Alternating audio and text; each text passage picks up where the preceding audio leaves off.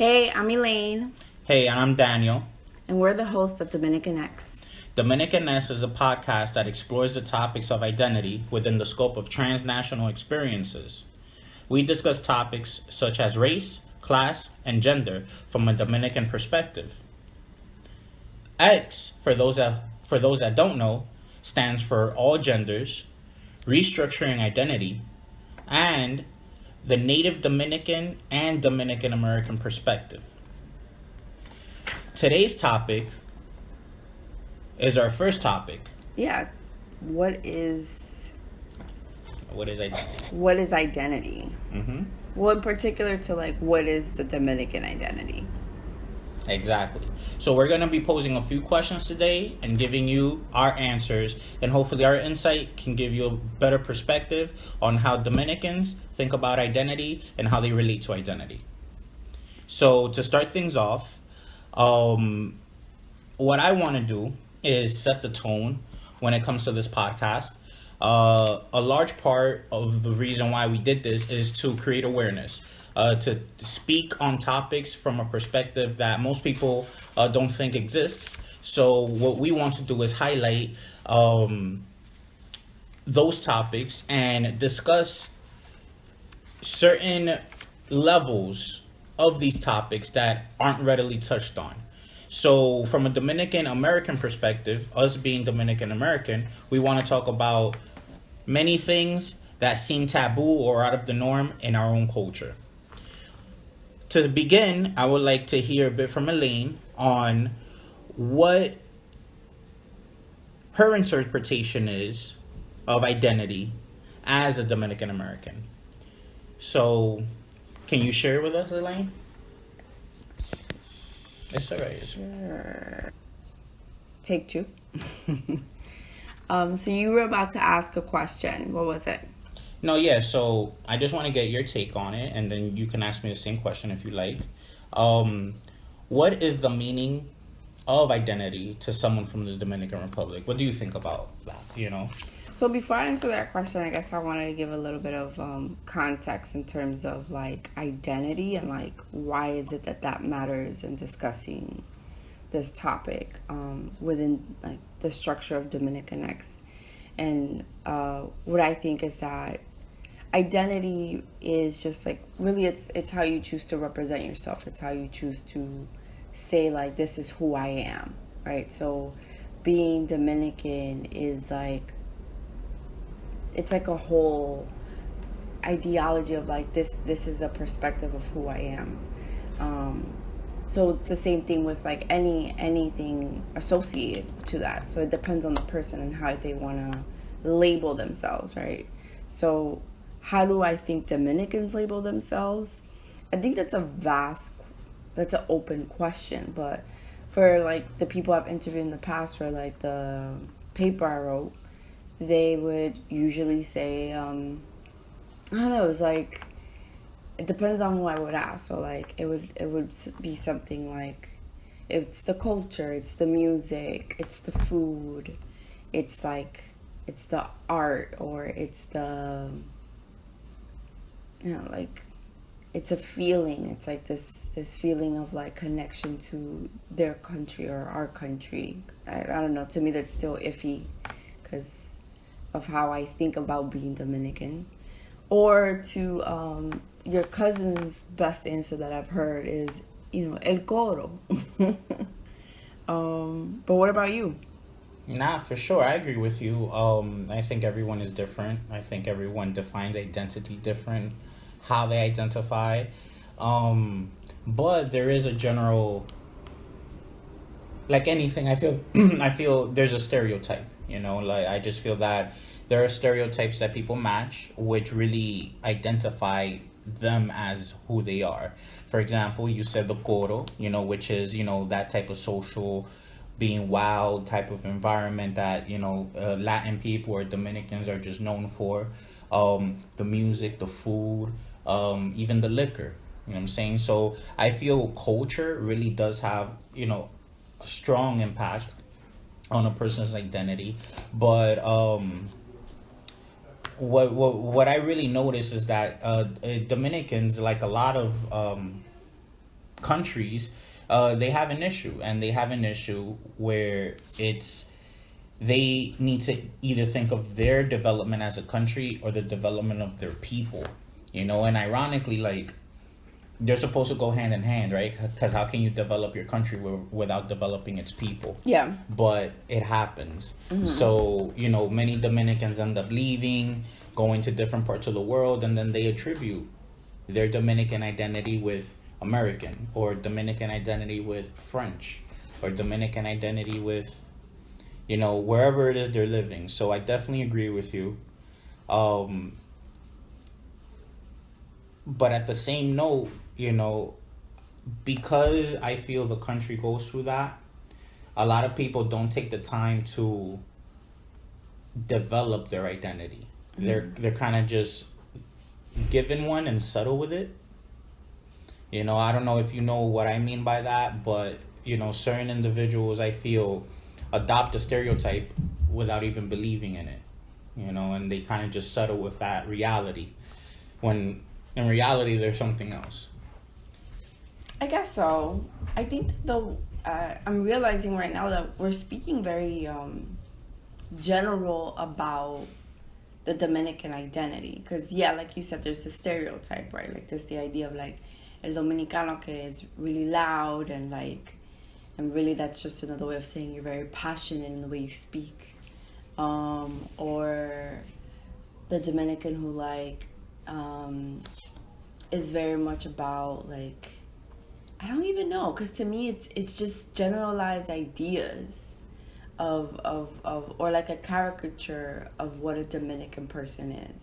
Behavior, exactly. So it's like, it's very much, what I do know is that it's very much focused on like food, family, and a sense of connection between our people. But I feel like it changes depending on like if you were born and raised in the Dominican Republic, and then if you were born and raised here in the United States. I won't even say for people who are Dominican descendants who weren't even born in either places, and are from other countries.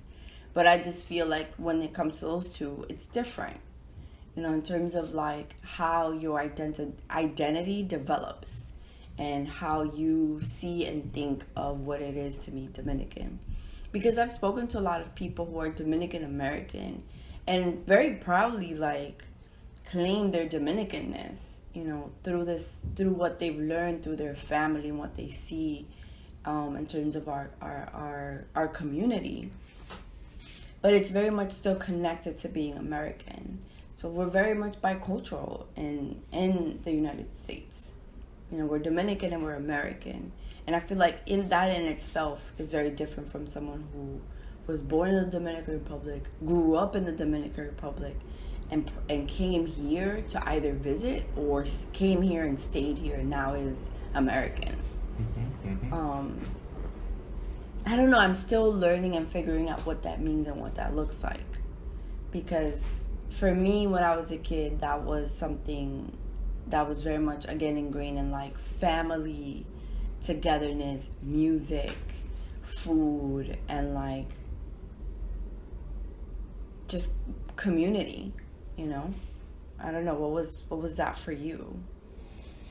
Well, I think it was similar, very similar. But I think one of the things that we're not considering is kind of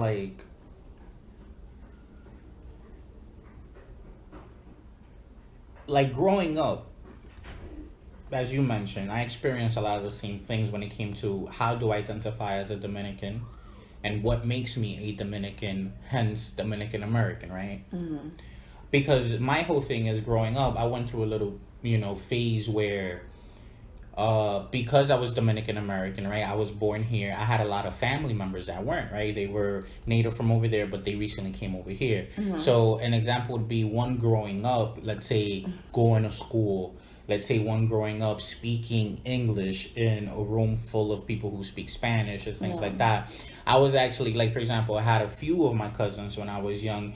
Whenever they used to let's say you used to horseplay, play around in whatever manner, they used to always, kind of like insinuate, like, yo, like, you hang out with white people, right? And it's like I don't know, do I? Like, their perception of that is because you're growing up in an Americanized way. Yeah. You're learning English. You're reading English. You're learning how the system works or doesn't work for you. So you hang around white people, right? And in a lot of senses, that wasn't even the case. The majority of my friends, they were blacks, Hispanics of all types, right? Because when I went to high school was when I figured out, it was like, oh, snap, there are different types of Latinos out here, So just in being able to diversify my space, it allowed me to diversify my identity. It wasn't solely like I'm Dominican, so I need to rep Dominican behavior and Dominican ideals hard body. Yeah. Because the thing about Dominican ideals at the same time is growing up, I always used to, not on a personal level, but I used to come across situations where out of the blue, racism would become like a whole thing. You know what I'm saying? Like, when I was young and I found out that Dominicans had a certain stigma or a certain disdain for Haitians, didn't know why, right? And as I got older, that same disdain I learned they have towards, let's say, African Americans, or in any association, let's say, to the Afro-Latino, culture that may exist, that they may or may not identify with. So just being exposed to that type of dynamic, like, relationship that everyone had either with themselves or others growing up told me, like, yo, this shit is complicated. You know what I'm saying? Like, this identity thing and how people want to be, what you want to be called, what you want to be seen as, what you want to be respected as, like, this is complicated as hell. But what I do know is that I'm Dominican, though that's where my roots are. I'm an American because I was born here. That is my citizenship, but everything in between, I think is something that we all have to, on our own figure out. Because it is what suits you, like, you're not going to do what your family wants just because they want it. And even if you do, for how long is that ever going to happen? Yeah. I'm gonna stop it. Sure.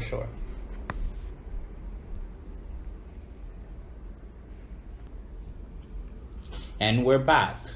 Next question on the table is, what would a person of Dominican descent, someone who's a native Dominican, say about their own identity?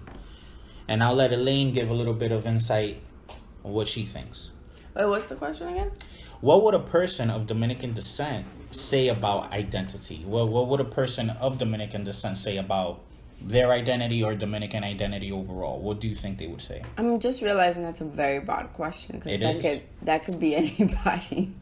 Anybody could say anything. Not that it can't be anybody, but there's millions of people of Dominican descent who would have a lot to say about, what is it, identity or Dominican identity?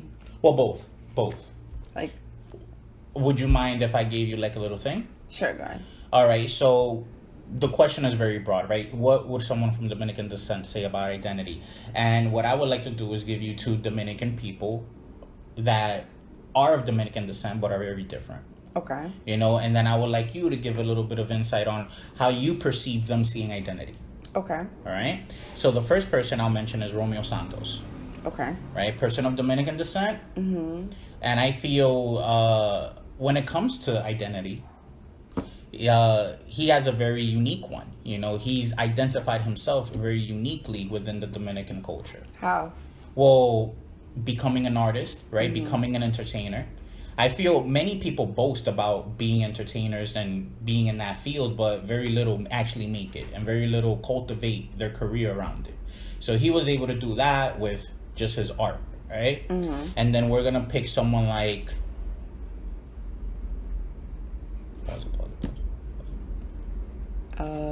Pause it? No, I'm going to pause it. I just want to say y'all need to see Daniel's face and him trying to think about who's another artist. He throws his face up like...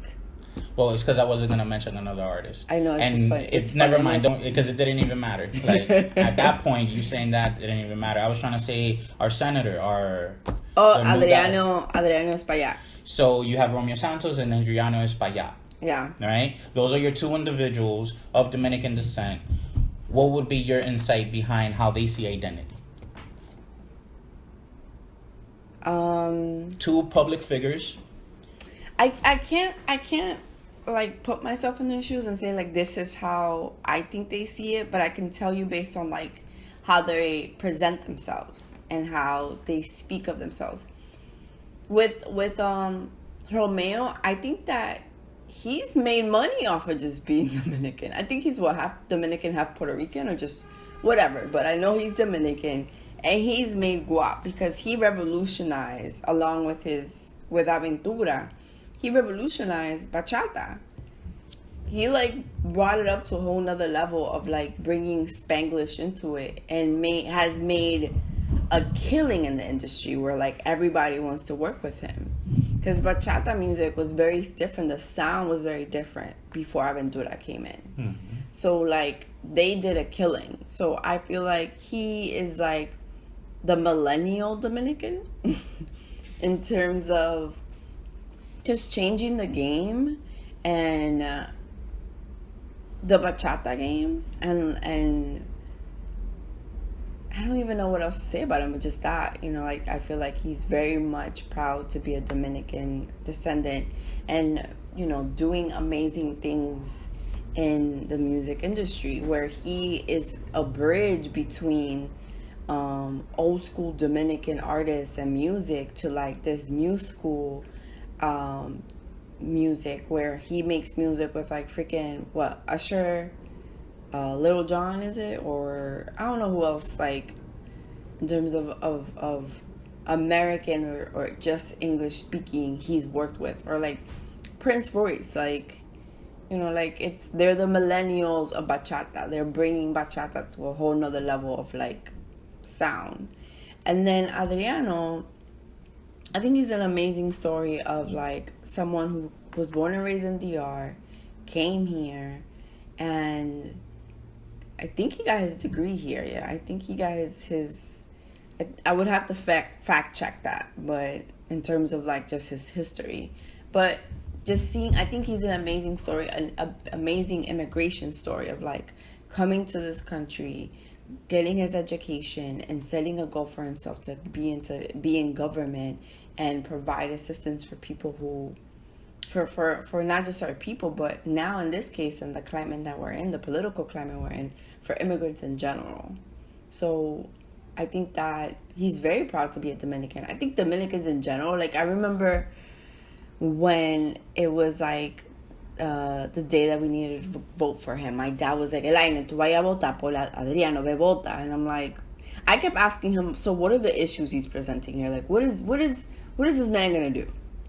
And he was much more focused on, you gotta vote for this Dominican man. Like, we have to get a Dominican in office. Do you not understand like the importance of this? So he was really upset about me asking him about what he's about, because in his mind it's just like, who gives a shit? Go vote for this Dominican man who's gonna like support us in whatever way we want. So I didn't end up voting for him. Sorry, Dad. It was mostly out of laziness though. But yeah, you know, I think that they're different, but they're still doing amazing things in their field. For sure. I definitely agree with you. You know, I agree with a lot of what you said. And it's hard for me to add to that because, like I said, I agree with you. I just feel that in regard to their identity, you know, as Dominicans, I feel they both decided that they wanted to have an impact. Yeah. You know, that I really feel that, you know, regardless of how different they are, regardless of their lifestyles and, you know, their achievements, I just feel they both made a decision at one point that they wanted to have an impact. One wanted to do it through music, another wanted to do it through politics. And I feel that that's very important to note because the identity of a Dominican, or at least what you hear, is kind of like there are a lot of stigmas related to laziness, related to being dumb, related to being, kind of like swindlers and hustlers and shit. But at the same time, there are plenty of success stories that don't relate to just those things. And I don't think that enough are explored in order for us to touch on. On to the next question.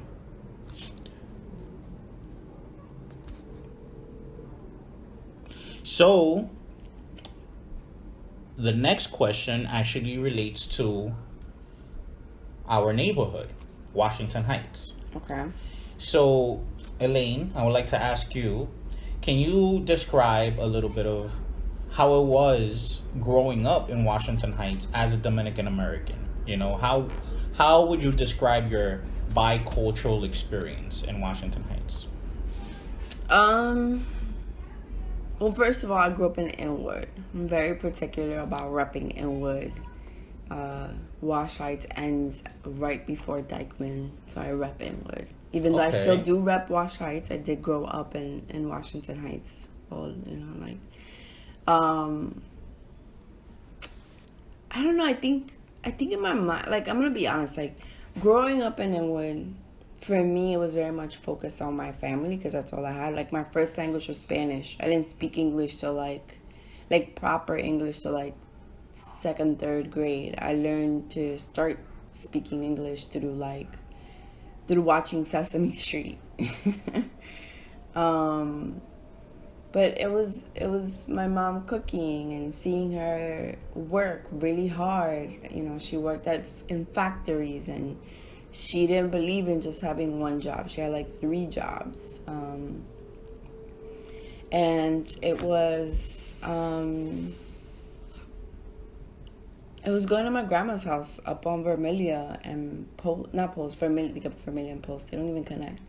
Vermilia and 204th Street. Yeah, Vermilia and 204th Street, and like being in my grandma's house, and sometimes like going outside with my cousins who lived across the street from my grandma, and we would play outside, or we would go out to Inwood Park.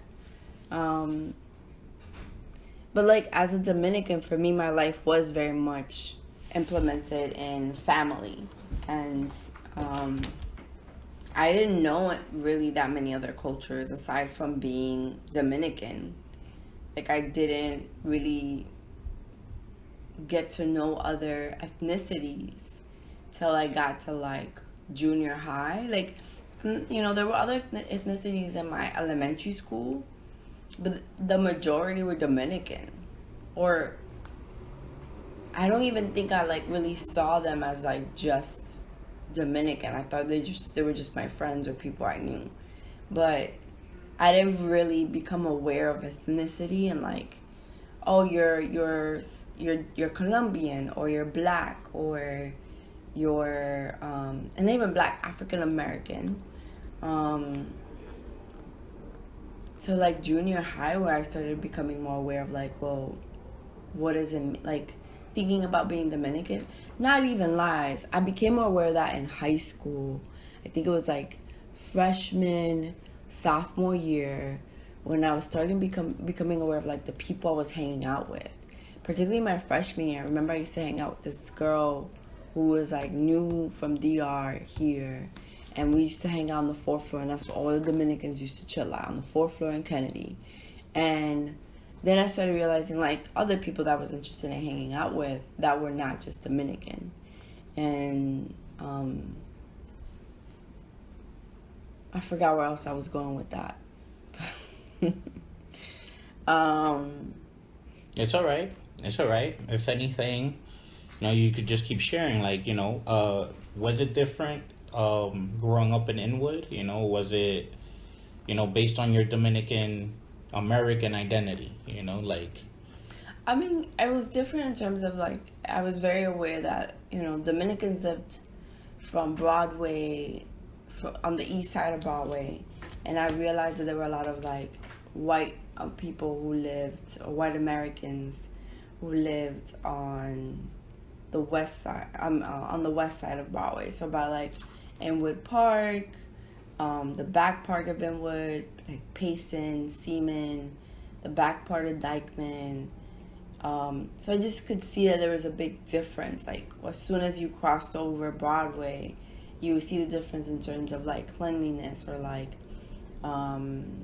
just being aware of like the people that would walk around in that area. I'm not saying that that was predominantly white, you know, it was predominantly white, but there were other ethnicities or people that lived back there, but I just didn't really see that many people that were Dominican or African American or any other ethnicity that were not just like within the white ethnicities that lived on the west side of Broadway.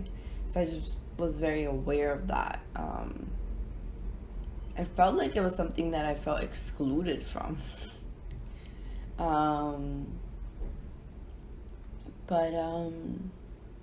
Yeah, it was just, that's just what it was. Mm-hmm. Nah, cool. What was it like for you up in 156? Actually, you jumped around in the Heights, right? Like we moved around a lot when I was young. I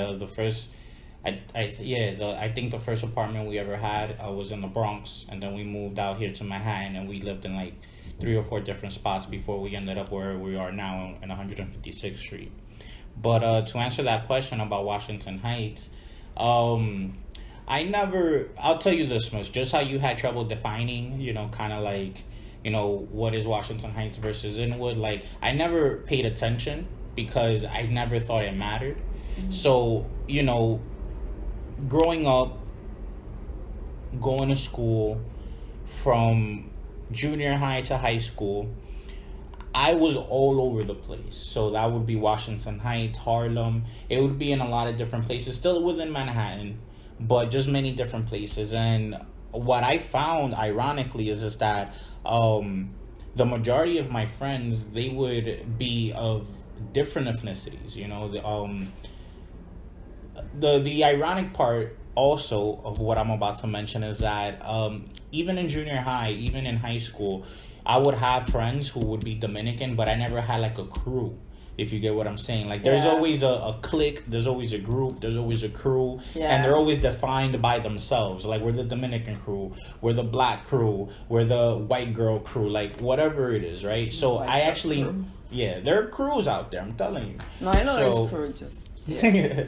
So, you know, for me, I never really had that association to a crew. My crew was actually made up of a bunch of different people. So it was always just weird. But I'll say this much. Growing up in Washington Heights, I actually learned a lot from my African American friends more than I did my Dominican friends. And the reason being is because my Dominican friends had the same type of lifestyle I had, which meant that they were family oriented, you know,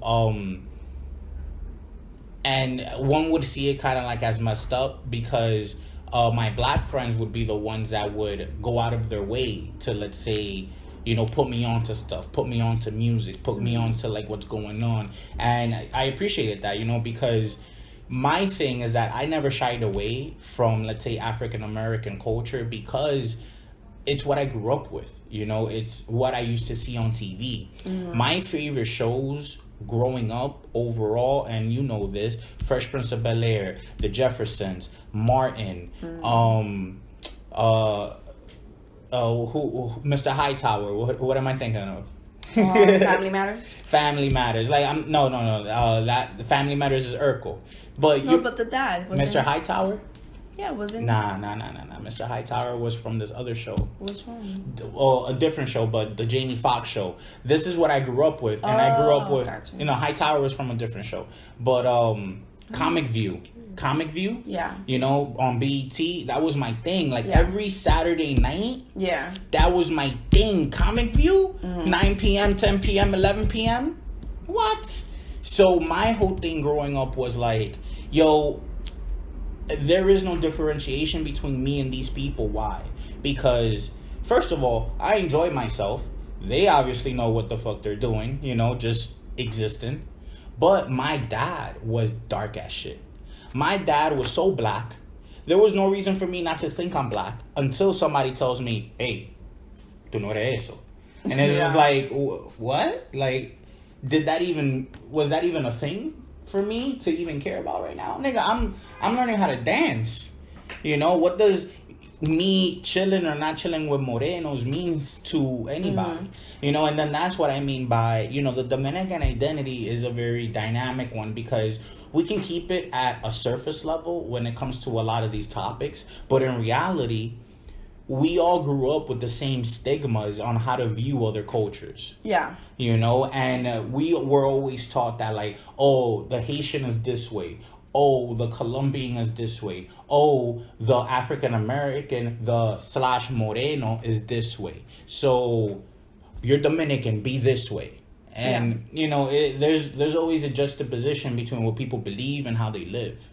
So, you know, before we go on to the next question, just to conclude my piece, growing up in Washington Heights, for me, it was different. It was just very different because I didn't have that Dominican crew, so I didn't grow up fully Dominican. You know, I grew up listening to R&B. And then when they throw down, like, Dominican party go down. Yeah. When I was young, Dominican party go down. What I'm going to rock to is the bachata. Why? Because I'm learning R&B over here, right? Versus the merengue. I'm getting it down with the merengue. But best believe, that's not what I'm learning. As I got older, you know, I became a bit more cultured about my own culture. You know, I did learn about palos, merengue, salsa, and all the other, you know, differentiations of that. You know, la guira, you know, learning about my own culture. But one didn't get that automatically. Yeah. You know? I feel you on that, because, like, for me, although, like, I don't think, because I didn't have that many friends growing up. Like, I really didn't. It was my cousins or me. But for me, like, growing up with the kind of music I listened to was what my mom listened to when she would wake me and my sister up every Saturday at 8 a.m., sometimes earlier, to clean. And she would spend the entire day listening to music. And what she listened to was, like, Juan Gabriel, Ana Gabriel, Rocío Dúrcal, Wilfrido. Even though she will deny from here to Timbuktu that she doesn't listen to Wilfrido, she did. Sergio Valga, Fernandito, Mili, like a lot of like these like Dominican bands, and not just Dominican but like Latin American bands. So when I was growing up, I was obsessed with like I was obsessed with like Latino pop. Okay. So like you see how like Britney Spears and NSYNC were a big thing in America. I was obsessed with like Paulina Rubio and Faye, and like I forgot I think their name was like Florentino y Sal something. It's like Italian names, but they're from Venezuela, and they were like this big salsa group, and I was obsessed with them. But my introduction to like I was introduced to hip hop in the 7th grade through the Fugees, and that made me fall in love with hip hop. Like it made me fall in love with American music, but like in particular hip hop, and like what I was getting from it, because it was a different sound, it was a different vibe. Like the things that they were talking about were different, and I related to that in terms of what I was seeing growing up in the hood. Because at the end of the day, this is a hood. Yeah, you know, best believe. You know, and we are people of color in the hood, and that's the confusing part. I don't think it's confusing. I think it's just like it is what it is. Like, it is what it is. Yeah. That's what it was for us, and I think that's where I started to split my identity between like being Dominican and acting Dominican with my family when I encountered other Dominicans, and then being American and acting American with my American friends, or even with my Dominican friends, but we would just speak English, which is why I started to even lose the Spanish language, because I would speak more English. And for me growing up, I love this watching Family Matters, and like Actually, I watched a lot of also like white TV. Like I was obsessed with Full House. Oh yeah, like those sitcoms and stuff. Yeah. Like TGIF. I was obsessed with it. Saved by the Bell, all of it. But like I think the show that's made the biggest impact on me were the Cosbys. I loved the family dynamic. Like Bill Cosby to me was like my dad. It was him and what's his name, Tanner. Danny Tanner. Danny Tanner, which is crazy when you hear stories of them in real life, though. So that's now, right? I know. But like their characters on TV, like to me, they were my dad. You know, because I didn't have a really close relationship with my dad. So to me, like they were the idea of what I wanted in a father. And like another show that made a crazy impact on me was what is it? Living Single. I loved that show. Living Single was a poppin' show. Yo, that was the Friends before Friends became Friends. It was. They stole the idea of Friends from Living Single. And then they just added more people.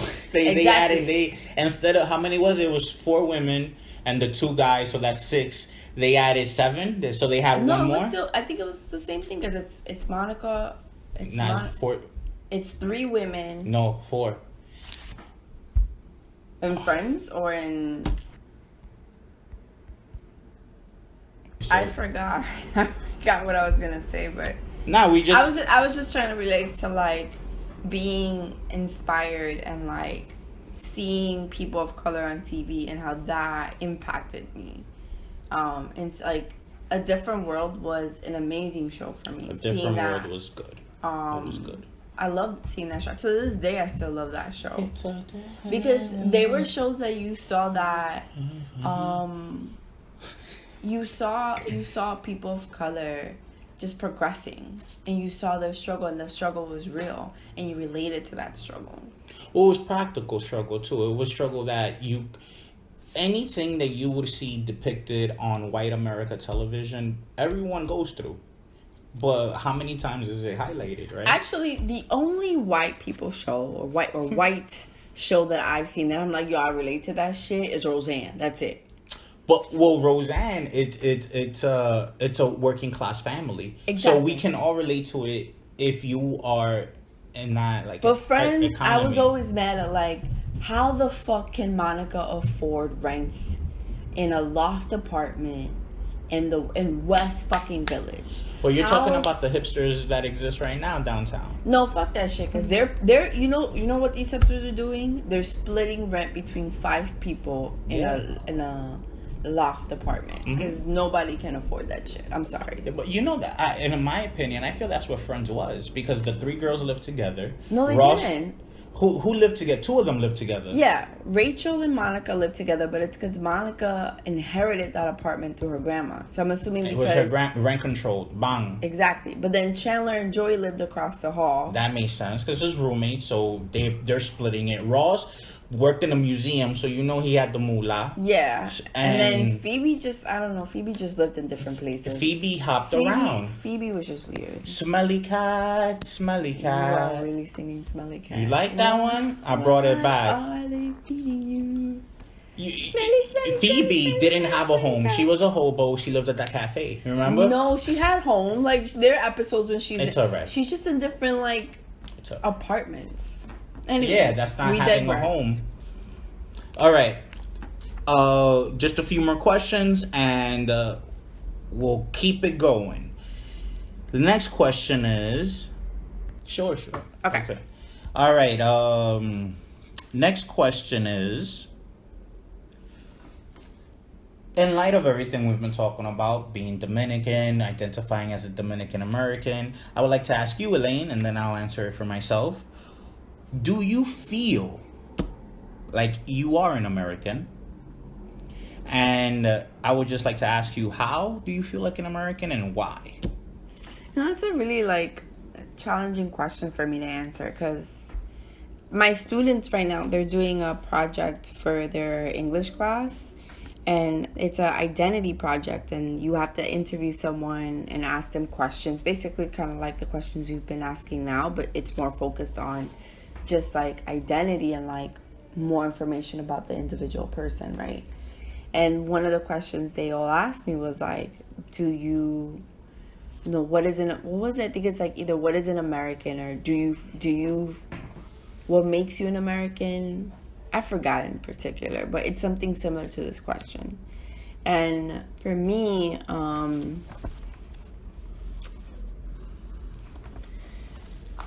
The how and why. do I feel like an American?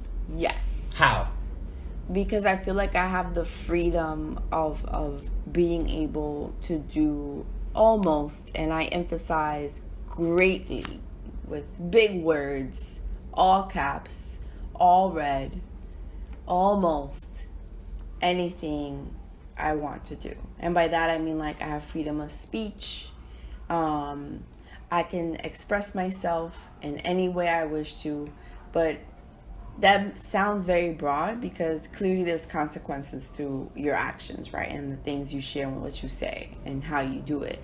So, and being aware of that, I think that clearly I'm not gonna like go out there and say some crazy shit. Well, I guess it depends on what you say is crazy because what's his name? That football player, Kaepernick.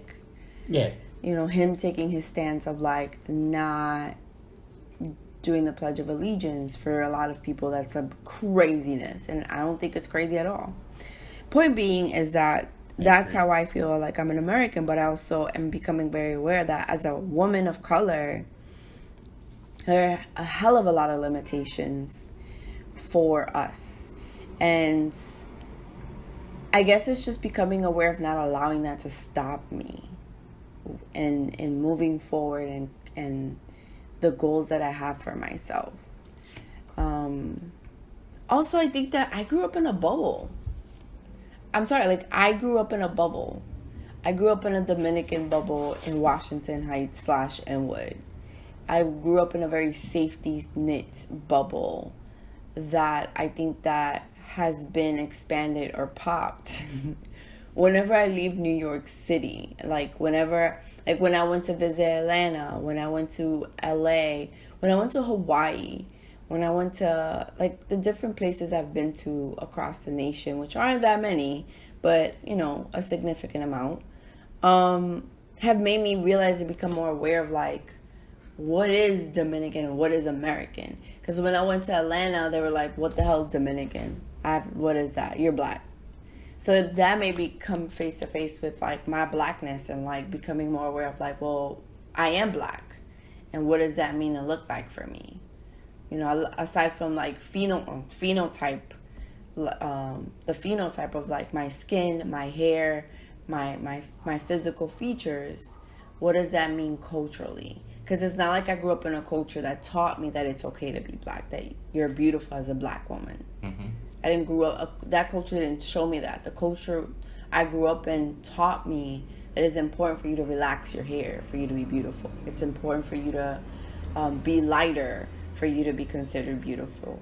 It's important for you to be thin, for you to be considered, and not even like that crazy American ideology of thin. It's more of this like curvy but thin kind of idea. So for me, being American is something that I feel like I'm always playing around with as a label. And for me right now, it just really means that I am developing or figuring out what that looks like, but I am here to support my fellow Americans in the struggle and providing them support through a lot of the difficulties we've been going through, because it's some bullshit. And I'm aware that like it is my job to speak up when I see and think something is wrong and it shouldn't be happening, right? So that's how I feel like I am and can practice being an American, aside from like jamming hardcore to I Decided by Big Sean. Nah, for sure. I definitely agree with you. Yeah, you know, it's hard for people that aren't natively white to feel like they're American, especially when they're treated indifferent by native whites, you know, and you know it always poses an issue. But to answer the question on my end, I feel that it's interesting because this is actually a question I created, and the reason being is because I remember the very moment in high school when I told myself I may be American, but I don't feel like I'm American. Yeah. And the reason being is because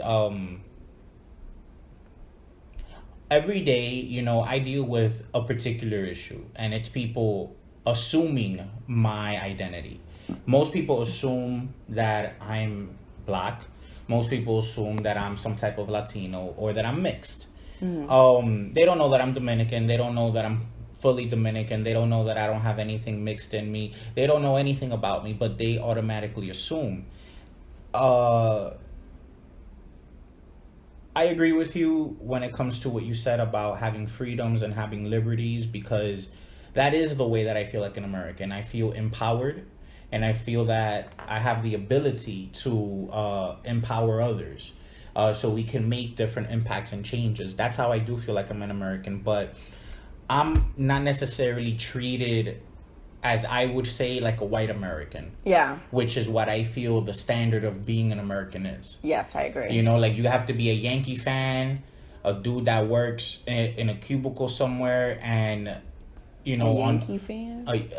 For whatever, you know, all intents and purposes, we live in New York, so that's why I was gonna mentioned be like, I can name you 100 Dominicans that are hardcore Yankee fans. like, yeah, hardcore Yankee fans. If it's about baseball. Well, I'll say this much. I feel that what you just mentioned also just relates to appropriation, right? Because you may be Dominican, but are you a Yankee fan, or are you saying you're a Yankee fan because that's the team of New York and you want to be a New Yorker? You know, you want to be revered as a New Yorker, and you don't want to be seen as an outsider. So my thing is, the ironic part about what you're saying is I wear a Mets hat. You feels me? And I'm a Mets fan. Yeah. And I've been a Mets fan ever since high school. And when people look at me with this Mets fitted, they're like, so what's your team? And I'm like, there's nothing up with my team. This is my team. What's goody? Like, they're because people associate with winners. Yeah. And a Yankee fitted is already appropriating a perception, right? Of a winner, of I belong, of this is the norm. So for me, I never cared about that. So it's very easy for me to stand out in a crowd of people, you know, that are the same. Yeah. So do I feel like an American? At times.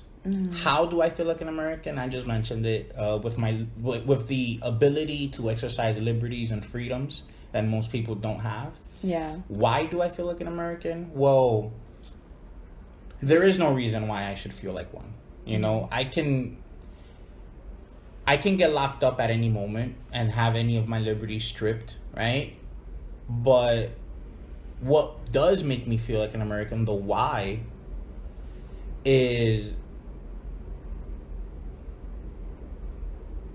I feel that in America, you come across so many things that empower you, that if you don't develop a sense of self from all of that stuff, you're not going to take advantage of America. Yeah.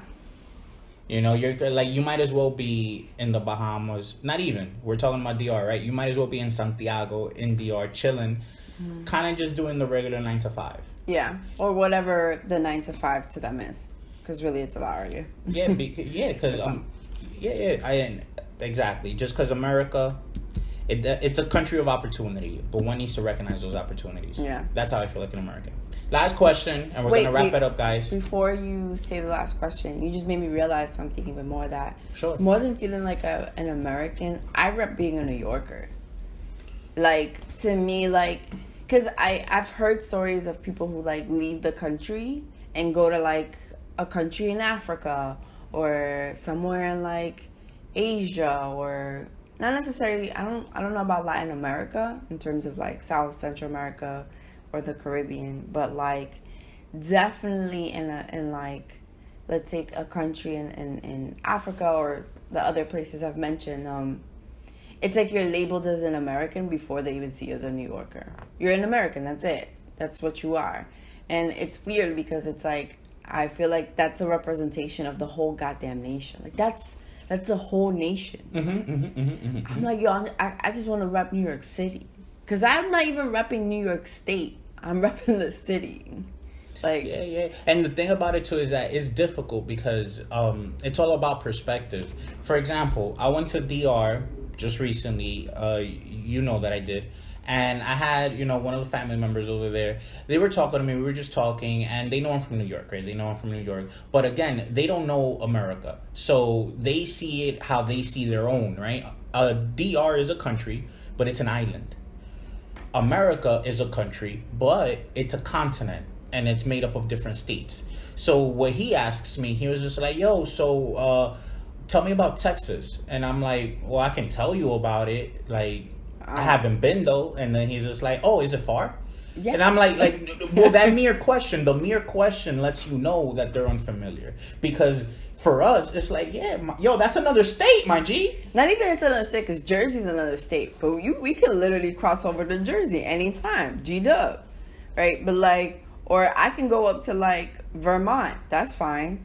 Or I can go down to like, I don't know, PA. I can go up to PA. Yeah, but driving, Texas, if you go driving, that's like a day. Yeah. Day and 2 a days. half. So, leading with that example, I told them the same thing, right? I was like, yo, that's actually a different state. It'll actually take, a while to get there. You just can't get there in one day. And then he asked me, can you compare it? And I'm like, all right, so how long would it take you to get to this pueblo? Let's say, because we were in the capital. So I told him, how long would it take to get to Puerto Plata?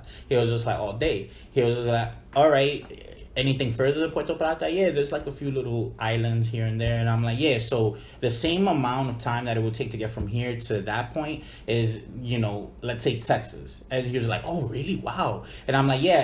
And the reason being because America isn't just what you see, which is like provinces and towns. It's much larger. So, people, I don't think people really do know what it is they're dealing with, until they take those steps. Well, because I think that's the part of like being a Dominican over there. It's like se le llenan los ojos, like they have this idea of like Nueva York, voy para allá, like because it's opportunity, right? Exactly, but the opportunity, what it represents for them, is like money on trees, and this idea of like, yo, I'm gonna make money and I'm gonna make it easy. And I blame the Dominicans that come here and brag. And they don't have nothing to brag about. Nothing. You would like, if they die today, they have nothing to fall on. Nothing. And then they go to DR and they're like, oh, see, like they gotta show up real fancy looking. They gotta show up with like the newest gear, the newest whatever, and show off something that like is not true, because over there you can definitely splurge. Or it's not true, or it's just fake, because you're not gonna say that purse that says Gucci cost you $25 when in reality that's what you bought it for, because you bought it in a spot that does discounted off the book shit. So my thing is, what you're saying is completely the point. There are too many individuals that only think about the ego perspective of this and don't think about the reality. You're gonna come to a new country to do what? To show people that you can do it better? Or you're gonna come to a new country just to do you? Because that's what people mess up, right? They come here, they want to do everything under the moon, but then they don't have a plan.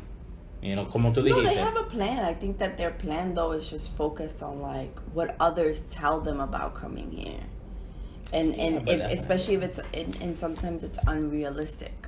I feel you, but in my eyes, it's just difficult to. It's difficult for me to move somewhere based on someone else's opinion, and that's what a lot of people do.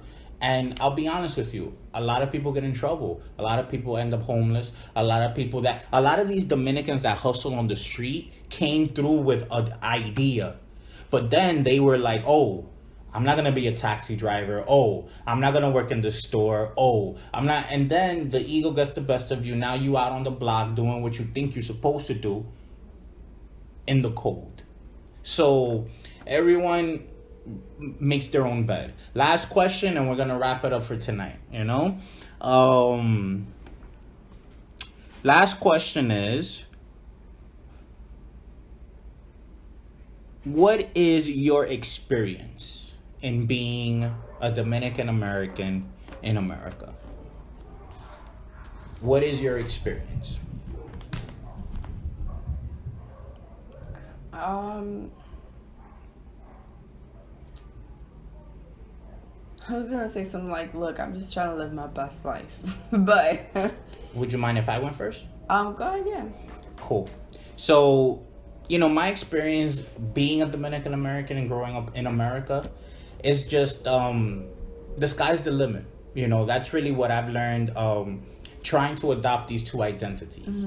Because I'll be honest with you, I ended up adopting more than just two identities, and I'll share them with you right now.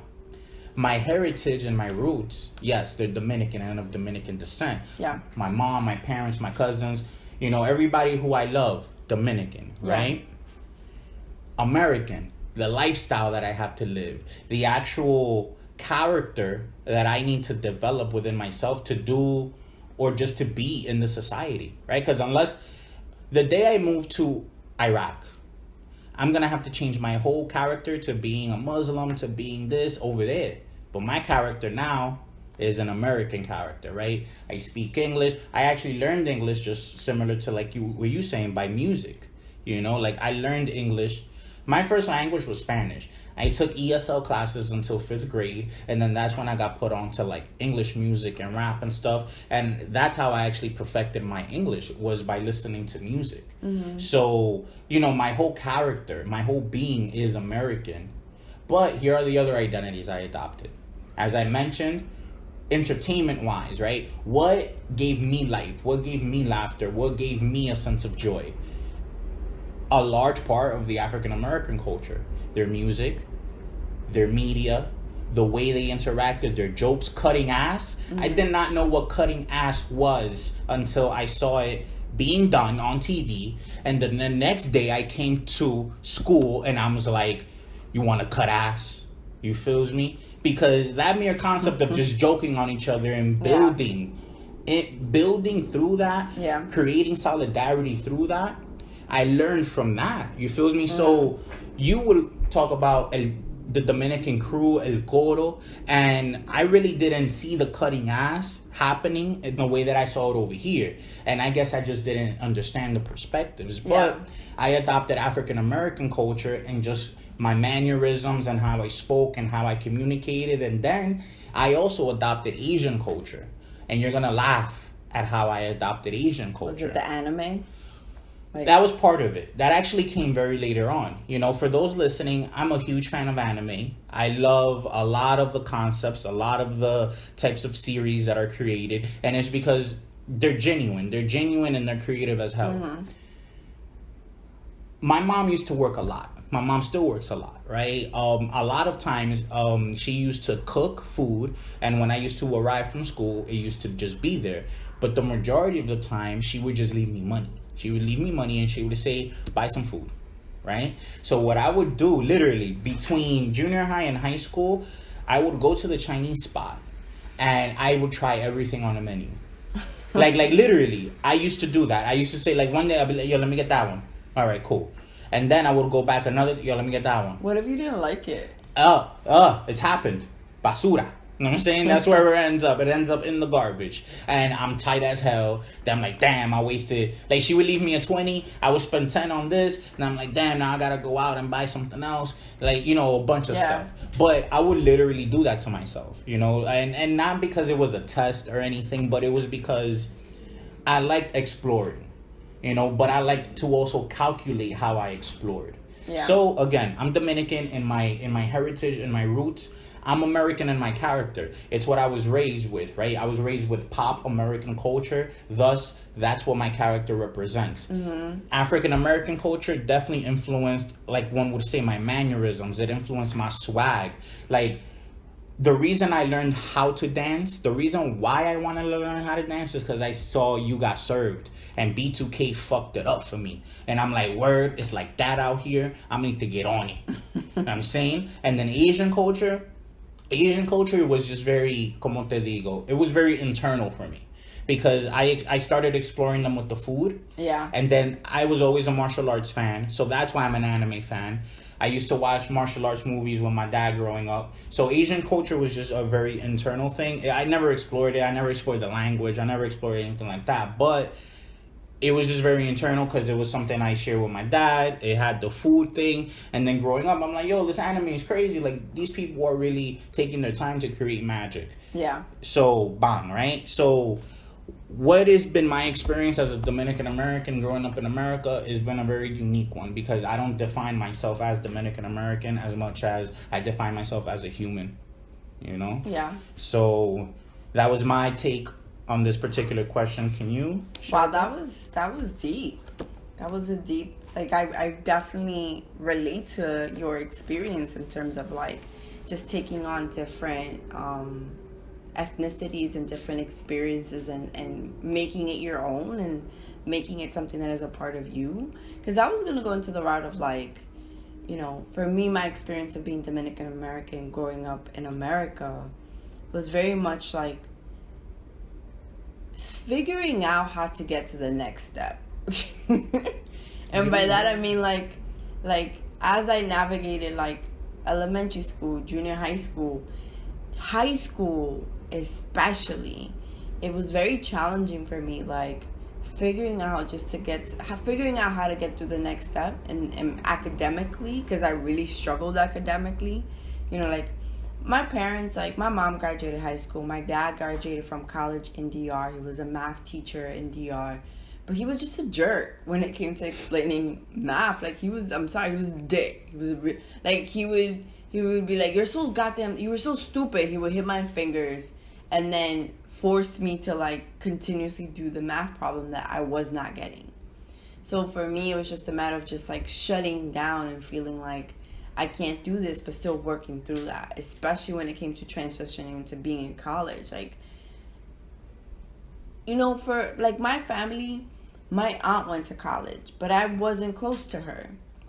So I can't say that she was someone that I would reach out to and say, hey, I need more information, or can you guide me through this? And then I had an older cousin that went to college too, and I kind of saw her experience, but like she wasn't very detailed about it. So for me, my experience of going into college was very much unique. I very much felt like a first generation going into a new environment and experience, and no one's guiding me. Well, let me not say no one's guiding me, because thanks to like Kingsbridge Heights and their college program, there was an after school program there. You know, Janice, big up to Janice, like she really helped me. And then Sylvia, who was my best friend in high school, like she really helped me out also, like just seeing her development and seeing how she went through the things she went through in getting into college. But even being there, like no one's telling you, hey, you gotta be on top of your shit. Because if you're not, people in college kind of don't give a fuck. And I'm not saying that's general to all professors or administrators, but at the end of the day, they treat you like an adult. And you have no fucking clue what it means to be an adult at 18, 19, 20, even 21, and I'm even going to push it to like 22. Now, yeah, most 30-year-olds have issues, and it's because there's a grooming process. Exactly. So like for me, being Dominican American was just navigating a lot of like new and different spaces that I wasn't prepared for. Like no one told me about them, and if they told me about it, it was just like very different. So what it meant to be, what it meant to act professionally, you know, what does it mean to like choose what you want to do, what do you want to be. I feel like when it comes to communities or people who come from money, or even say like, let's say middle class or higher, really it's upper class, you know, they are able to put their children in high school in activities that they'll be able to say this, you know, or internships or opportunities where the kid can decide, you know what, I really like this or I don't like this. And then by the time they get to college, they can really figure that out and say like, you know what, I really liked that, what we did in camp this one year. I think I'm going to take that as a class and like go from there and major in that, whether that's art, whether that's coding, whatever the fuck that is. It's been challenging for me to figure out life, but I'm realizing that you just kind of just figure it out. You have to learn to just trust yourself, trust your instincts, and trust that this is something you want. And even though there aren't that, and that there are people that were there before you, and being mindful of who are those people and reaching out to them, even if they're not Dominican, even if it's not your own family, it's like you're going to move along.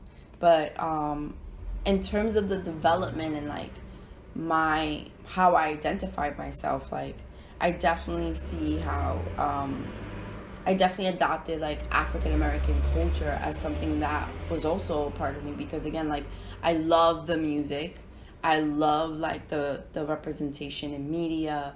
When it comes to like movies, TV shows, like I love it, you know, and I see myself in that.